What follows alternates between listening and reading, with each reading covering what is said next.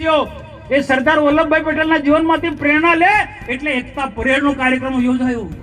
આ એકતા પરેડનો કાર્યક્રમ લાલ કિલ્લામાં જે દિલ્હીમાં થાય એવા પ્રકારનો કાર્યક્રમ થયો। જેવું તેવું નહીં, વરસાદ હતો, વરસાદની વચ્ચે પણ આ કાર્યક્રમ થયો।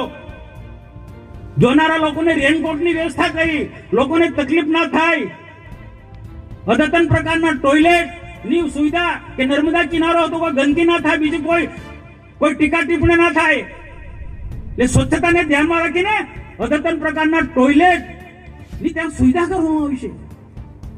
દૂર દૂરથી અલગ અલગ પ્રાંતમાંથી, રાજ્યમાંથી, કર્ણાટક, આંધ્રપ્રદેશ થી માંડી, ઓરિસ્સા થી માંડીને, છત્તીસગઢ થી માંડીને, રાજસ્થાન, મધ્યપ્રદેશ, મહારાષ્ટ્રથી અલગ અલગ આખા દેશના અલગ અલગ રાજ્યોમાંથી લોકો આવ્યા હતા, અલગ અલગ કૃત્યો લઈને આવ્યા હતા। મિલિટરીના જવાનો આવ્યા હતા, પોલીસના જવાનો આવ્યા। એની પરેડ તમે જો, એકતા પરેડ આખા દેશે નોંધ લીધી છે, વિશ્વના લોકો એની નોંધ લીધી છે એકતા પરેડની। ના આપણે એની ટીકા ટિપ્પણી કરી, હવે આટલો મોટો કાર્યક્રમ થાય એટલે સ્વાભાવિક છે ખર્ચ થાય, થવાનો ખર્ચ। દેશના પ્રધાનમંત્રી નહીં, કોઈ પણ ભૂતકાળના આવા કાર્યક્રમો તમે જોજો ભાઈ। બિરસા મુંડા એ પછી એકતા પરેડના કાર્યક્રમ 15 જ દિવસની અંદર ડેડિયાપાડા બિરસા મુંડા ભગવાનનો જન્મદિવસ ઉજવવાનો નિર્ણય કર્યો। અમે કહ્યું હતું મોદી સાહેબને, સાહેબ બિરસા મુંડાનો જન્મદિવસ, તમે બીજા અલગ અલગ સ્ટેટની વાત થતી, તમે કહ્યો સાહેબ બિરસા મુંડાનો જન્મદિવસ ડેડિયાપાડામાં ઉજવો, દેવમોંગરાના સાનિધ્યમાં ઉજવો। જે દેવમોંગરા જે છે આદિવાસીની કુળદેવી છે, ગુજરાત, મહારાષ્ટ્ર, મધ્યપ્રદેશ, રાજસ્થાન, અલગ અલગ સ્ટેટના લોકો ત્યાં દર્શન માટે આવશે। આદ્યાશક્તિ જગદંબાનું સ્વરૂપ છે, દુનિયાને બતાવવું છે કે આદિવાસીઓ પણ આદ્યાશક્તિની ઉપાસના કરે છે, કુળદેવી એમની દેવમોંગરા છે, શક્તિની ઉપાસના કરે છે। અમારી વાત સાંભળીને અહીંયા 15 દિવસમાં નિર્ણય કર્યો કે ડેડિયાપાડામાં બિરસા મુંડા જન્મ જયંતિનો કાર્યક્રમ ઉજવવો છે। બાકી આ કાર્યક્રમ આસામમાં બનતો હતો, નરેશભાઈને ખબર છે, મોતીભાઈને ખબર છે, મેં રોકાયો છે। મનસુખ વસાવે વિનંતી કરી મોદી સાહેબને કે સાહેબ ડેડિયાપાડામાં કોઈ ડરતી નથી, એક મેસેજ આપવો હતો। અને બીજી કોમ ઇતિહાસ બોલે છે, કોઈ પ્રૂફ આપે કે બિરસા મુંડાની ઓળખ કોણે આપી ભાઈ? 15-20 વર્ષ પહેલા બિરસા મુંડાને કોણ ઓળખતું હતું? 15-20 વર્ષ પહેલા બિરસા મુંડાને કોઈ ઓળખતું નતું, પણ બિરસા મુંડાની આખા દેશને ઓળખ આપી હોય, ફક્ત આદિવાસી સમાજ નહીં, સમગ્ર સમાજને ઓળખ આપી હોય તો ભારતીય જનતા પાર્ટી નરેન્દ્રભાઈ મોદી સાહેબે ઓળખ આપી છે ભાઈ। હું ભારત સરકારનો મંત્રી હતો, અમે ભારત સરકારની ટીમ સાથે અમે બિરસા મુંડાના જન્મ સ્થળ પર અમે ગયા છે। 3 દિવસ સુધી એ વિસ્તારની અંદર અમે ફર્યા છે અને બિરસા મુંડાનું આખું જીવન ચરિત્ર કઈ રીતના છે એનો અભ્યાસ કર્યો છે।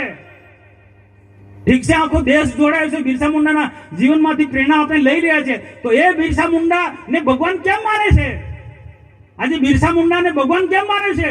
ને દેશના પ્રધાનમંત્રીના શબ્દો તમે જોજો, ભગવાન બિરસા મુંડા કહે છે। ક્રાંતિકારી હતા, ક્રાંતિવીર, પણ ક્રાંતિ શબ્દ નથી બોલતા ભગવાન બિરસા મુંડા, કારણ કે એમનું વ્યક્તિત્વ એવું હતું।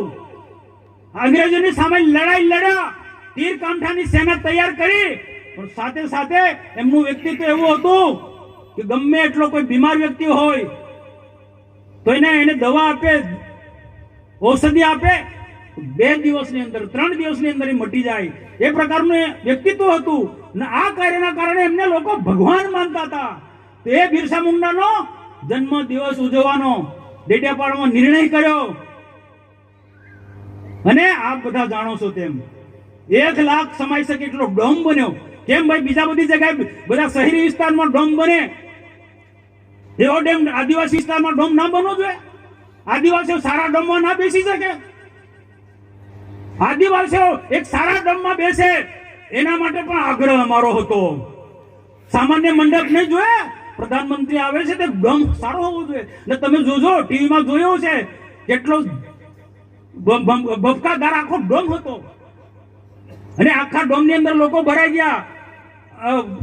પ્રદર્શનની અંદર, યાત્રાની અંદર આખા 25-30 હજાર લોકો હતા, 1 લાખ, 1.25 લાખ, 1.5 લાખ લોકો આજે 2 ટાઈમ જમાડે આદિવાસીઓને। કેમ ભાઈ આદિવાસીને જમાડ્યા એનો હિસાબ માંગો તમે? એનો હિસાબ માંગો છો? દેવમોંગરા માતાજીનું દર્શન કર્યો, આજે એ ત્યાં એ વિદ્યાર્થીની હતી, નરેશભાઈ પૂછ્યું કે મોદી સાહેબે શું પૂછ્યું?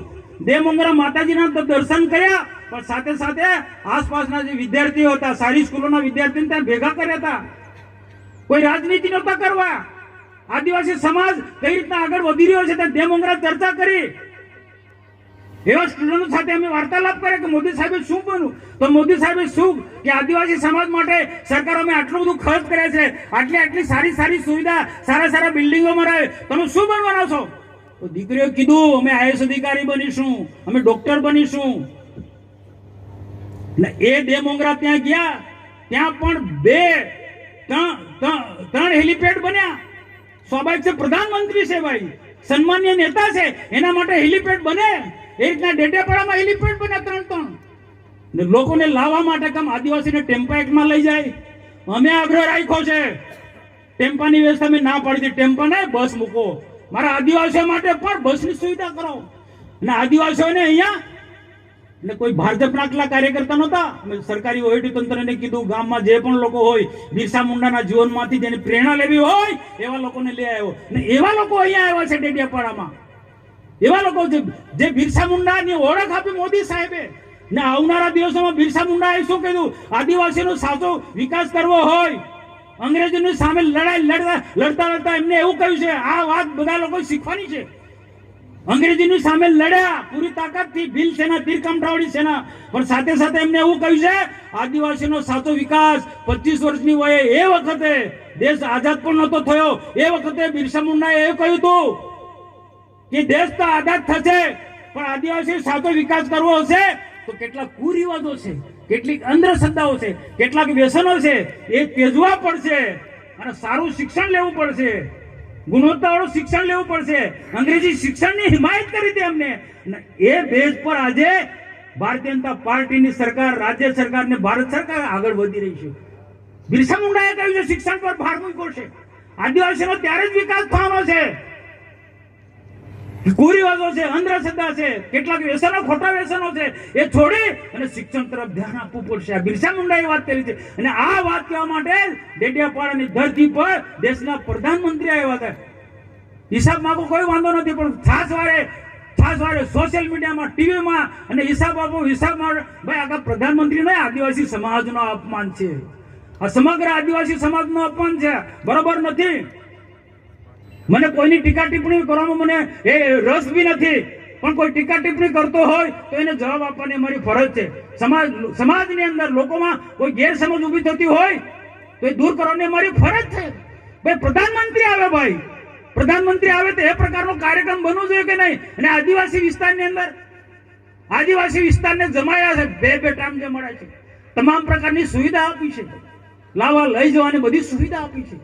બહારની જે ટીમો આવી છે, બિરસા મુંડાના પરિવારના લોકો અહીંયા આવ્યા છે. અલગ અલગ રાજ્યોની સાંસ્કૃતિક આદિવાસી ટીમોએ ડેડિયાપાડામાં આવી છે ને નૃત્યો એમને કર્યા છે. આદિવાસી અલગ અલગ નૃત્યો અહીંયા બતાવ્યા છે એમને એમ કોઈ રાજનીતિ કરવા માટે કેવડિયાનો કાર્યક્રમ નથી બન્યો કે પછી ડેડિયાપાડાનો કાર્યક્રમ નથી બન્યો. બંને કાર્યક્રમમાં સરદાર વલ્લભભાઈ પટેલનો એકતા પરેડનો કાર્યક્રમ પણ રાષ્ટ્રીય પર્વ હતો ને બિરસા મુંડાનો પણ કોઈ રાજકીય પાર્ટીનો કાર્યક્રમ નહીં, રાષ્ટ્ર વિચારધારાનો ભરેલો કાર્યક્રમ હતો, જેમાંથી આવનારા દિવસોમાં 2047માં દેશ વિકસિત ભારત બનાવવાનો છે. તો બંને મહાપુરુષોમાંથી દેશવાસીઓ પ્રેરણા લે. સરદાર વલ્લભભાઈ પટેલ અને બિરસા મુંડાના જીવનમાંથી પ્રેરણા લે દેશવાસીઓ. એટલા માટે બંને મોટા કાર્યક્રમ કર્યા. તો આજના પ્રસંગે મારે ઉપસ્થિત સર્વેને મારી નમ્ર વિનંતી છે, પોલીસ જવાનો પણ ઉપસ્થિત છે, કાયદોની વ્યવસ્થા જાણો, તમે ખૂબ મહેનત કરો, તમારા છોકરાને પણ ચિંતા કરજો ભાઈ. તમારા છોકરા પણ સારું ભણે, આવી સ્કૂલોમાં મોકલો, IAS અધિકારી બને, IPS અધિકારી બને, કલેક્ટર બને, DSP બને. કેમ ભાઈ ગરીબ